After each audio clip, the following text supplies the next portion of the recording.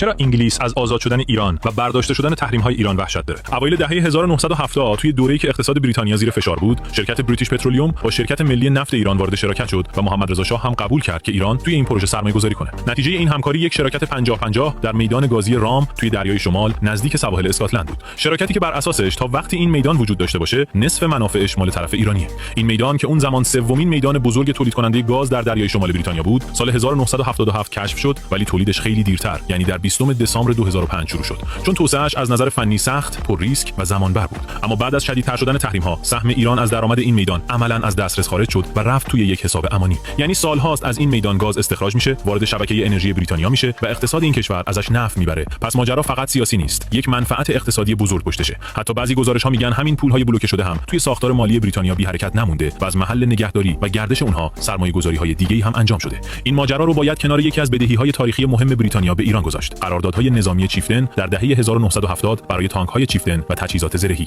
بدهی که خود دولت بریتانیا اعلام کرده 393.8 میلیون پوند بوده و در 16 مارس 2022 تصفیه شده. حالا سوال اینجاست، وقتی چنین منافع مالی و انرژی وسطه، واقعا همه در لندن انگیزه دارن که این وضعیت ایران تموم بشه و مملکت توسط وطن‌پرستان اداره بشه؟